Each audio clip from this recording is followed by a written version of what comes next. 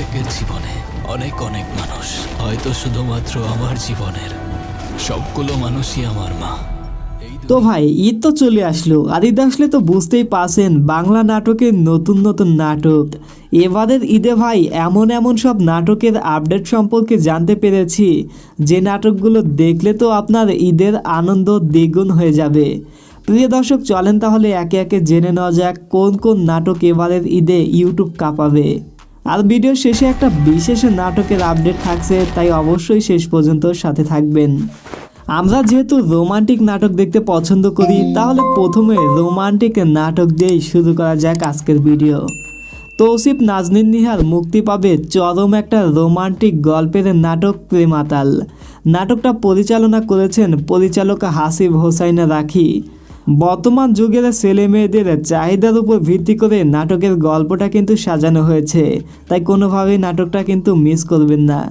এরপরে জোবান টোটিনির দেখা যাবে নাটক কসম। এই নাটকটার শুটিং দেশের অত্যন্ত সৌন্দর্যপূর্ণ স্থানে করা হয়েছে ভাই, তাই নাটকটা দেখতে দেখতে প্রাকৃতিক সৌন্দর্য উপভোগ করা যাবে। এছাড়া জোবান টোটিনির আরও একটা পারিবারিক গল্পের নাটক হিসেবে আছে নাটক ফ্যামিলি ম্যান। আশা করা যায় এই নাটকটা তোমাদের গল্প নাটকের চাইতেও হিট করবে। আপনারা কি মনে করেন কমেন্টে জানাবেন। ভিন্ন দাচের একটা গল্পের সাথে আছে তৌসিফ মাহবুবের নাটক লিলিত। জোবান টোটিনির আরও একটা নতুন প্রেমের গল্প হিসেবে আছে নাটক মন ফরিং। নাটকের নামটা কিন্তু বেশ সুন্দর, আর আশা করা যায় এই নাটকে রোমান্টিক এবং ইমোশনাল দিকগুলো তুলে ধরা হয়েছে। এরপরে রয়েছে ইয়াশ রোহান এবং সাদিয়া আইমানের নাটক এক চিলতে ছোঁয়া।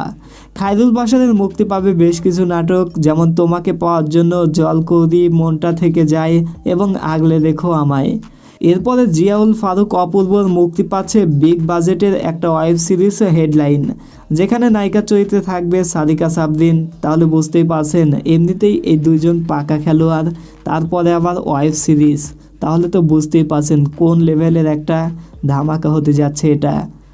এবার আসি বাংলা নাটকের কিং মুশফিকার ফারহানের কাছে।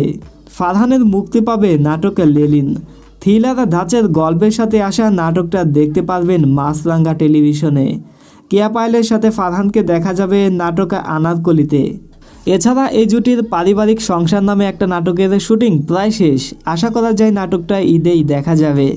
এবার আসি সর্বশেষ বিশেষ একটা আপডেট নিয়ে, তা হচ্ছে তরুণ অভিনেতা নির্জন একটা ব্লকবাস্টার লেভেলের নাটক নিয়ে আসে, যেটার নাম মনের মানুষ।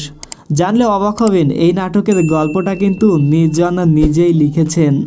বুঝতেই পারছেন তার নাটকগুলো এমনিতেই অ্যাকশন হয়ে থাকে, আর তার ডায়লগগুলো কিন্তু ভাই মাথা নষ্ট করার মতো।